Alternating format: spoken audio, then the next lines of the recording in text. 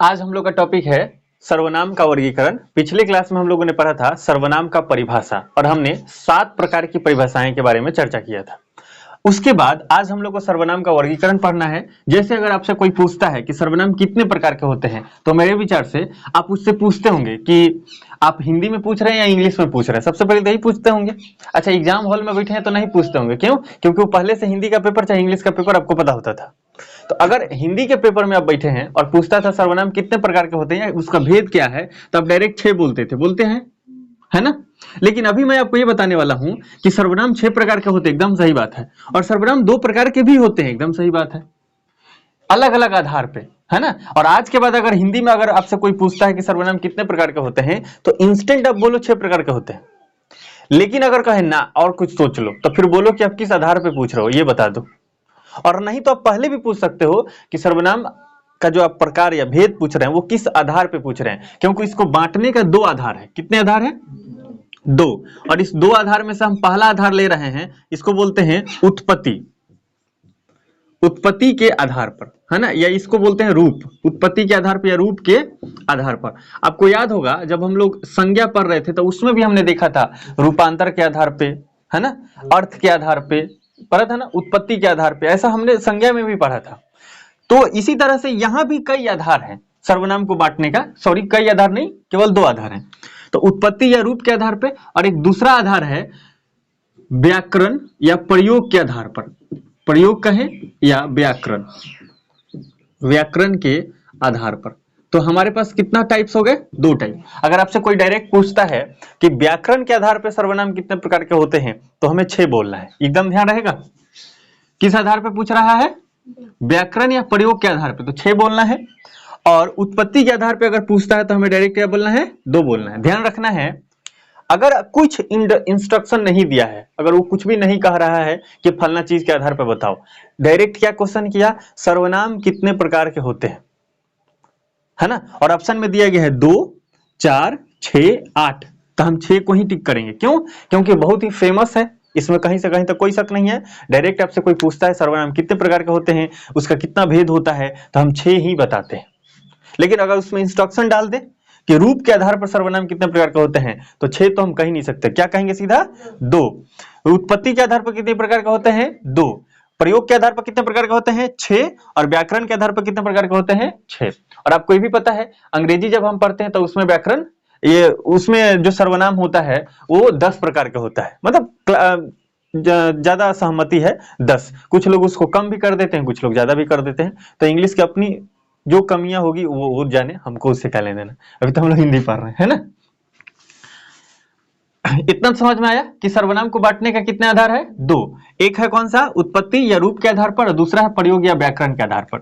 इसमें क्या है, ये 2 जो है, इस 2 में से एक का नाम है मूल, एक का नाम है मूल या मौलिक।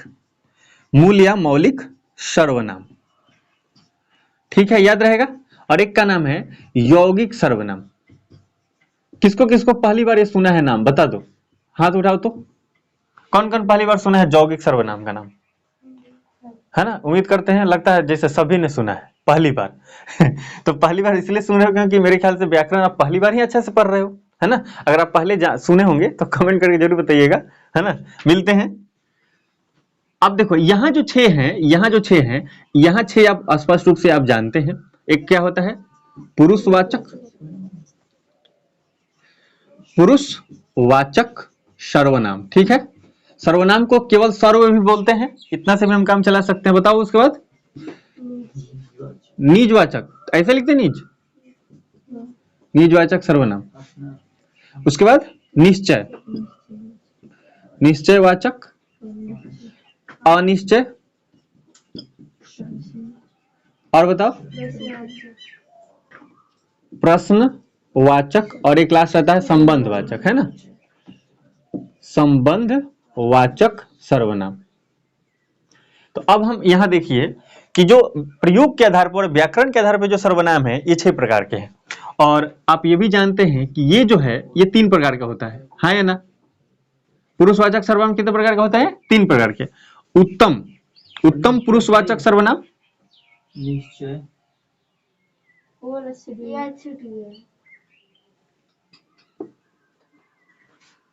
निश्चय, है ना। निश्चय कैसे लिखेंगे? निश्चयवाचक, ठीक। ये कौन सा है? पुरुषवाचक सर्वनाम भी तीन प्रकार का होता है, उत्तम पुरुष, मध्यम पुरुष और अन्य पुरुष। ठीक है, ये तो हमने ये तीन देख लिया और यहां हमने ये आपको दो देख लिया। तो अब देखो, अब तक हमने क्या पढ़ा है? सर्वनाम जो होते हैं उसका वर्गीकरण दो आधार पर किया जाता है। एक का आधार है उत्पत्ति या रूप के आधार पर, और एक आधार है प्रयोग या व्याकरण के आधार पर, है ना। इसमें मूल या मौलिक सर्वनाम आते हैं और एक यौगिक सर्वनाम आता है। यहां पे हमने 6 क्या देखा है? पुरुषवाचक सर्वनाम, निजवाचक सर्वनाम, निश्चय, अनिश्चयवाचक, प्रश्नवाचक और संबंधवाचक सर्वनाम। पुरुषवाचक जो है ये भी तीन प्रकार के हैं, उत्तम पुरुषवाचक सर्वनाम, मध्यम पुरुषवाचक सर्वनाम और अन्य पुरुषवाचक सर्वनाम। इसको ऐसे भी हम बोल सकते हैं, उत्तम पुरुष, मध्यम पुरुष और अन्य पुरुष। इंग्लिश में जो हम पढ़ते हैं फर्स्ट पर्सन, सेकेंड पर्सन और थर्ड पर्सन, ये वही वाला है। ठीक है, तो इसको हम पढ़ेंगे बाद में, पहले हम इसको पढ़ना चाहते हैं। ठीक है, अब देखो एक बहुत ही चर्चित क्वेश्चन है, सर्वनाम की संख्या कितनी है? क्वेश्चन क्या आता है? क्वेश्चन क्या आता है? सर्वनाम की संख्या कितनी है? तो आपने पहली क्लास में देखा था कि मैंने पूरा बोर्ड भर दिया था सर्वनाम से, और उसमें जब आप हम काउंट करते तो निश्चित ही 11 से ज्यादा था। लेकिन अगर कोई पूछता है सर्वनाम की संख्या कितनी है, तो हमें उसमें बोलना है 11। अब देखो यहां कंफ्यूजन इसलिए है, अगर वही क्वेश्चन करता कि मूल रूप से सर्वनाम कितने हैं, है ना, या मौलिक सर्वनाम की संख्या कितनी है, तो 11 हम बोलेंगे, इसमें कोई शक नहीं। लेकिन अगर आपसे कोई पूछता है कि सर्वनाम कितने हैं, तो निश्चित ही 11 से ज्यादा, क्योंकि यौगिक सर्वनाम को भी तो साथ में लेंगे, तो बहुत हो जाएंगे, अनगिनत हम बोल सकते हैं। लेकिन दिक्कत यह है कि कई एग्जाम में जो आप क्वेश्चन पेपर जो लगाएंगे, तो उसमें आप क्या पाएंगे, एकदम सेम यही क्वेश्चन आएगा कि सर्वनाम की कुल संख्या कितनी है। आमतौर पे ये क्वेश्चन आते हैं और उसमें 11 ही सही होता है, क्योंकि वो देंगे 11 देंगे, 22 देंगे, 6 देंगे, 2 देंगे, तो हमें 11 ही टिक करना रहता है ना। तो वहां आपको ध्यान रखना है कि मूल पूछा या मौलिक पूछा या कुल पूछा, हमको आंसर 11 ही देना होता है। लेकिन मैं आपको बता दूं कि केवल मूल ही 11 है, और इस मूल में जब लिंग वचन कारक का प्रभाव पड़ता है तो इससे हम कितने सारे बना सकते हैं, मैं अभी आपको बना के दिखाऊंगा। ठीक है, तो बहुत सारा बना सकते हैं। तो जब ऐसा कोई क्वेश्चन पूछता है कि हिंदी में सर्वनाम की कुल संख्या कितनी है, तो निश्चित ही तो बहुत हो जाएंगे, है कि नहीं। पर आपको ध्यान क्या रखना है एग्जाम के दृष्टि से, कि अगर पूछता है आपसे कि सर्वनाम की कुल संख्या कितनी है, तो 11 ध्यान रखना है, एग्जाम में आते हैं। अच्छा मान लो उसमें अनगिनत का ऑप्शन दिया रहेगा, तो हम अनगिनत तो कर देंगे, है ना। लेकिन उसमें 11, 2, 6 और 8 ऐसा ऑप्शन दिया है, तो हम 11 मारेंगे, कोई हमारे पास ऑप्शन ही नहीं है कि नहीं। उसके बाद अगर कंफर्म, अगर मौलिक सर्वनाम पूछता है तो निश्चित हम 11 बोलेंगे, कोई दिक्कत।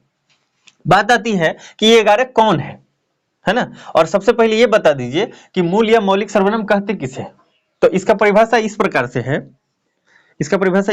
है, कि सर्वनाम जिस रूप में उत्पन्न होते हैं, या सर्वनाम की उत्पत्ति जिस रूप में हुई है, उसी रूप को बोलते हैं हम मूल सर्वनाम या मौलिक सर्वनाम। ठीक है, सर्वनाम जिस रूप में उत्पन्न हुआ है।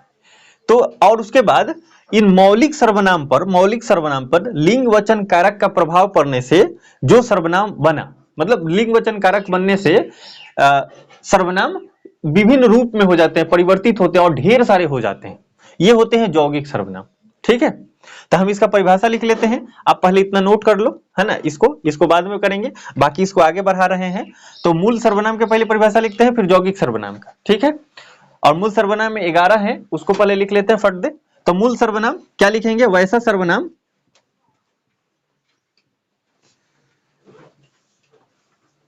सर्वनाम जिसका सार्थक खंड न हो, उसे मूल सर्वनाम कहते हैं या मौलिक सर्वनाम कहते हैं। इसका हम परिभाषा दूसरी तरह से भी देते हैं, सर्वनाम की उत्पत्ति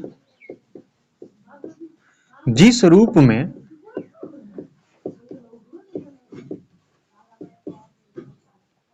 हुई है, उसी रूप को मूल सर्वनाम कहते हैं, मूल या मौलिक सर्वनाम कहते हैं।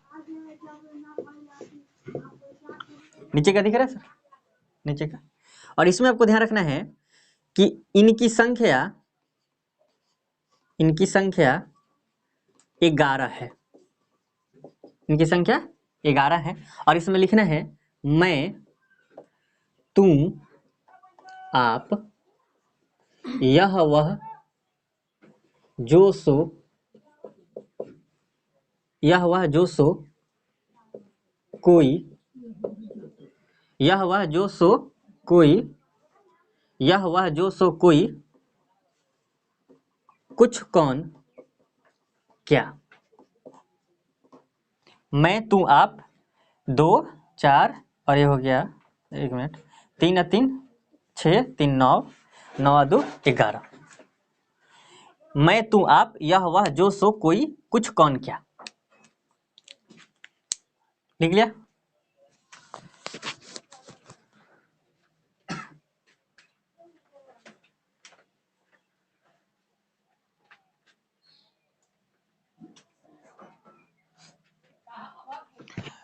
अभी हमने आपको बताया कि मौलिक सर्वनाम जो होते हैं ये इनका परिभाषा क्या है। तो वैसा सर्वनाम जिसका अर्थ सार्थक खंड ना हो सके, है ना।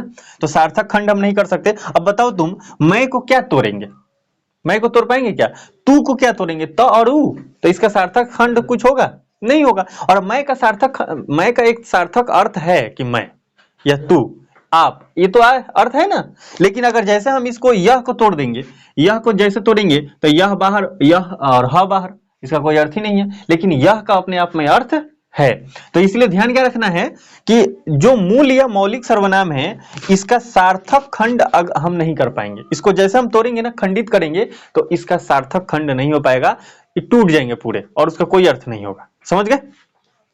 दूसरा इसमें परिभाषा दिया गया है मौलिक सर्वनाम का ही कि सर्वनाम की उत्पत्ति जिस रूप में हुई है उसी रूप को हम बोलते हैं मूल सर्वनाम या मौलिक सर्वनाम। इनकी ही संख्या 11 होती है, इस बात को ध्यान रखना। आपको बोले थे ना पिछले क्लास में कि 11 का संख्या आपको लेके आना है, तो ये वही वाले हैं 11 सर्वनाम। आप कहोगे कि याद नहीं होगा, तो हम 6 क्लास में याद कर लेते, तुम कैसे नहीं याद करोगे? हैं? तो कैसे याद करना है? क्योंकि जब मैं 6 क्लास में याद कर लिया था तो आप तो जरूर याद कर सकते हो। लेकिन मैं 6 क्लास में कैसे याद किया था? मैं इतना याद किया था कि सर्वनाम में 11 संख्या, तो मैंने ऐसे याद किया था, मैं, तू, आप, यह, वह, जो, सो, कुछ, कौन, क्या, इतना था। तो आपको भी ऐसे याद करना है। देखो याद कैसे होगा। सबसे पहले मैं अकेले था तो हमको क्या लग रहा था? सब कुछ हम ही है। और हम किसी को बोल रहे थे तू, उसके बारे में तू तरह कर रहे थे, तब तक वो आ गया सामने, तो हम बोले ना आप, है ना। तो 3 वो चीजें हमें याद करना है, मैं, तू, आप। तुम नहीं बोलना है, मैं, तू, आप, मैं, तू, आप। उसके बाद क्या कहना है? यह, वह, जो, सो, कोई, कुछ, कौन, क्या।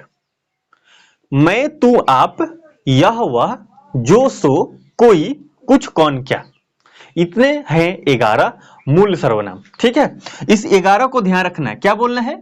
मैं, तू, आप, यह, वह, जो, सो, कोई, कुछ, कौन, क्या। 11 ही हैं, इनको ध्यान रखना है। आपसे ऐसे क्वेश्चन पूछा जा सकता है बनाकर कि निम्न में कौन मौलिक सर्वनाम है, और इसमें से 3 को दिया जाए, 1 को दिया जाए, चाहे 3 को दिया जाए, और उसमें सभी दे दिया जाए तो सभी पर टिक करेंगे। अलग अलग टाइप से यहाँ क्वेश्चन बनाए जा सकते हैं। तो ध्यान बस इतना रखना है कि मौलिक सर्वनाम की संख्या 11 है, और वो कौन कौन है? मैं, तू, आप, यह, वह, जो, सो, कोई, कुछ, कौन, क्या, है ना। इसी को याद रखना है ध्यान से। ठीक है, कोई दिक्कत? अब आते हैं यौगिक सर्वनाम पे। तो यौगिक सर्वनाम क्या कहते हैं?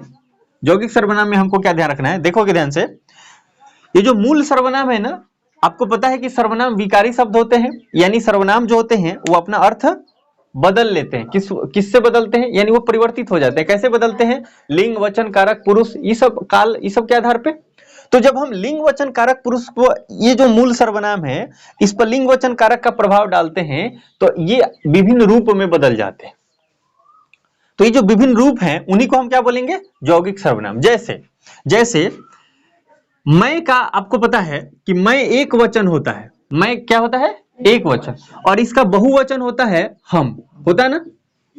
मैं एक वचन है और बहुवचन क्या है? हम। इसी तरह से यह एक वचन में है, लेकिन ये हो जाता है ये, है ना, ये सब गायें हैं, और यह गाय है। तो एक का बोध कराना है तो यह, और बहुत का बोध कराना है तो ये। तो इसीलिए आपको देख रहे हो ना, तो ये वचन के आधार पर बदल रहे हैं ना। तो यह का ये हो गया, मैं का हम हो गया। अच्छा देखो, इसमें हम है क्या? नहीं ना। इसका मतलब हम क्या है? एक यौगिक सर्वनाम है। इसी तरह से हम कई का बनाएंगे, अभी फॉर्मेशन करेंगे, पर सबसे पहले हम क्या करते हैं, यौगिक सर्वनाम का परिभाषा लिख लेते हैं। और ये तो आप लिख लिए हो। तो यौगिक सर्वनाम का परिभाषा लिखते हैं, और यौगिक सर्वनाम का परिभाषा क्या होगा आप खुद से भी सोच सकते हो। तो इसमें हम ये लिखेंगे कि जब, क्या लिखेंगे हम? जब मूल सर्वनाम पर लिंग वचन कारक पुरुष आदि का प्रभाव पड़ता है तो ये विभिन्न रूप में बदल जाते हैं, और इसी रूप को हम बोलते हैं यौगिक सर्वनाम। तो क्या लिखेंगे इसमें? इसको इरेज कर दें।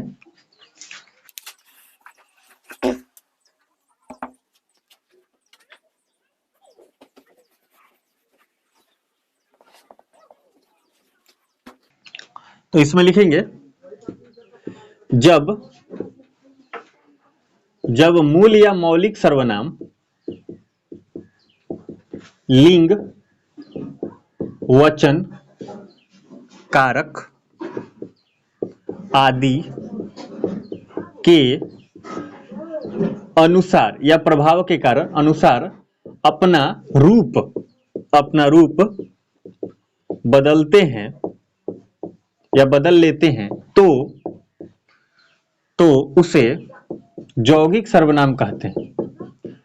यौगिक सर्वनाम कहते हैं। अब इसमें हम लोग फॉर्मेशन करेंगे कि कैसे हो रहा है ना। तो जब मूल सर्वनाम लिंग वचन कारक आदि के अनुसार अपना रूप बदलते हैं तो उसे यौगिक सर्वनाम कहते हैं। अब देखोगे, यौगिक सर्वनाम को हमने कैसे परिभाषित किया? जब मूल सर्वनाम लिंग वचन कारक आदि के अनुसार अपना रूप बदलते हैं तो उसे यौगिक सर्वनाम कहते हैं। इसको समझने के लिए हमें पूरे बोर्ड की जरूरत पड़ेगी। तो इसको एक बार हम लोग इसको इरेज करते हैं। परिभाषा तो आपने नोट कर लिया है। तो देखोगे कि ये कैसे चेंज होता है, मतलब जो मूल सर्वनाम है उस पर लिंग वचन कारक का कैसे प्रभाव पड़ेगा। तो हमने तीन चीजें देख रहे हैं यहाँ पर, लिंग वचन कारक है ना, ऐसे और चीजें भी प्रभाव डालती हैं, पर मुख्य रूप से अगर कोई प्रभाव डालता है तो लिंग वचन कारक। कैसे? तो सबसे पहले हम वचन को लेते हैं। वचन, ठीक है। हिंदी में कितने वचन होते हैं? हाँ, एक अमिताभ बच्चन भी होता है। तो वो वचन को नहीं लेना है, यहाँ दो ही होते हैं। हिंदी में दो ही होता है, एक वचन और बहुवचन। तो यहाँ पे हमने क्या देखा कि दो वचन होते हैं, एक वचन और दूसरा क्या है? बहुवचन। अब ध्यान दो, यहां पर हमने आपको अभी बताया कि मैं जो है वो क्या है? एक वचन में है। बोलो है ना, मैं क्या है? एक वचन में है। और मैं का बहुवचन क्या होता है? होता है हम। होता ना, होता कि नहीं? अब ध्यान से देखो, तू जो है ना, तू, ये एक वचन में है, और तू का बहुवचन होता है तुम। ठीक है। ये का ये एक सॉरी, यह का क्या बन जाएगा? ये। वह का बता दो, वे। इस तरह से ये बदल रहे हैं। तो ये देख रहे हो किस आधार पर बन रहा है? वचन के आधार पर। एक का दूसरा हो गया। अब क्या लिंग के आधार पर हम ऐसा कुछ कर सकते हैं? लिंग के आधार पे, लिंग के आधार पे भी हम कर सकते हैं। मैं तुमको अब यहां दिखाता हूं। जैसे मैं तो हो गया हम, अगर मान लो इसी में रहेगा हम लोग, तो ये हम लोग अगर आया है, हम लोग, तो संख्या ज्यादा की बात कर रहा है कि नहीं? हम लोग हो गया। यहां तुम लोग आ जाए, ये लोग, तुम लोग, तो ज्यादा की संख्या बात कर रहा है, बहुवचन में ही तो है। हाँ, अब हमें दूसरा देखना है, एक लिंग के आधार पर और एक कारक के आधार पर। तो हम थोड़ा सा पहले समझते हैं कारक के आधार पर। कारक आपने पढ़ा है, कारक कितने होते हैं? कितने प्रकार के होते हैं? 8 प्रकार के। हम लोग पढ़ेंगे मतलब कुछ समय बाद। तो कारक 8 प्रकार के होते हैं, लेकिन ध्यान ये रखना है कि सर्वनाम में अगर कोई कारक इफेक्ट करता है तो 7 ही है। मतलब 7 कारक सर्वनाम को प्रभावित करते हैं। अगर सर्वनाम हम पढ़ रहे हैं तो उसमें ध्यान रखना है 7 कारक को। ठीक है। तो आपने पढ़ा था कर्ता ने चिन्ह का प्रयोग, पढ़ा था ना। अब ध्यान से देखो, मैं यहां है ना, मैं यहां है, और ने चिन्ह का इसमें प्रयोग करेंगे तो मैं से क्या बन जाएगा? मैंने। मैं से क्या बन जाएगा? मैंने। है ना। क्या ये भी बन सकता है का हम से हमने, ये भी हो सकता है। तुम से क्या हो जाएगा तुमने, है ना। तो इसी तरह से चीजें बदलेंगी, है ना। यह है ना, यह तो यह का एक रूप आएगा इसने, इसने, उसने, ये चेंज होगा, समझ गए। तो इसी तरह से सब बदलेंगे। तुम अगर रहेगा तुम, तो तुम से हम क्या बना देंगे तुमने, है ना। और संबंध कारक में सोचो, मैं का क्या हो जाएगा मेरी या मेरा, मैं का क्या हो जाएगा मेरी, संबंध का जैसे मैं, और उसमें का के की होता है ना संबंध कारक, तो जब संबंध कारक लेके आएंगे मैं के साथ तो हो जाएगा मेरा, मेरा हो जाएगा। और मेरा जो है हमने आपको अभी क्या बताया, जैसे देखो ये जो मैं है ना, मैं से ही सात हो जाएंगे कम से कम। तो मैं, चलो एक चीज दिखाते, मैं हो गया तो मैंने बन गया, मैं में को लगाओ, ये तो ने पर ने कारक जोड़ दिया, को लगाते हैं, को लगाएंगे तो क्या हो जाएगा, तो इसमें हो जाएगा मुझको, मेरे को भी बोल सकते हैं। मैं में ही अब से प्रत्यय लगाएं, से सॉरी प्रत्यय नहीं, इसको क्या बोलेंगे कारक, से कारक। और ये कौन सा से है लगा वाला, तो हम क्या बोलेंगे मुझसे, या मेरे द्वारा भी हो जाएगा, मेरे द्वारा, क्योंकि ये कनेक्टिंग वाला है से वाला। अब इसी में मैं में अगला क्या आता है के लिए आता है ना, के लिए, तो हम क्या कर देंगे मेरे लिए। अब ये जो आप शब्द देख रहे हो ना मेरे लिए, अगर किसी वाक्य में प्रयोग किया गया है कि मेरी माँ मेरे लिए खाना बनाती है, तो वह पूछा जाएगा कि मेरे लिए ये कौन सा सर्वनाम है, तो ये वाक्य में प्रयोग होंगे। तो आपको ध्यान रखना है कि मेरे लिए जो है एक्चुअल में एक सर्वनाम होता है, ठीक है। अब इसमें ध्यान दो, मैं जो है अब अगला क्या है से ही आता है, लेकिन ये अलगाव वाला है, तो इसमें हम क्या लिख देंगे मुझसे। और उसके बाद मैं में अब कौन आएगा संबंध कारक, तो संबंध कारक में क्या होते हैं का होता है, की होता है और के होते हैं, तो इससे हम क्या बनेंगे ये मेरा, मेरी और मेरे को, ऐसे मेरे, हाँ मेरा मेरी इसमें कर सकते हैं, काके की हो गया। और अगला बताओ में पर, हाँ पर हो जाएगा, तो मेरे पर, है ना, मुझ पर, मुझ पर। तो इस तरह से हम क्या देखेंगे, अच्छा इसको चेंज कर रहे हैं तो इसमें भी और बहुत सारा हम अलग अलग शब्द लिख पाते हैं। तो हम क्या देखते हैं कि केवल एक मैं जो है ना मूल सर्वनाम है, मैं क्या है एक मूल सर्वनाम है, और कारक का प्रभाव पड़ा तो हमने इतना रूपों में इसको चेंज कर दिया, ठीक है। मैं जो है एक मूल सर्वनाम है और इसमें वचन का प्रभाव पड़ा और इतना हो गया, समझ गए। अब इसमें देखो लिंग का प्रभाव कैसे पड़ेगा, लिंग, लिंग हमने लिया और हमने केवल किया है यहाँ पे मान लो मेरा, मैं से मेरा बनाया है, और मेरा का लिंग लिंग प्रभाव पड़ेगा तो क्या बन जाएगा मेरी।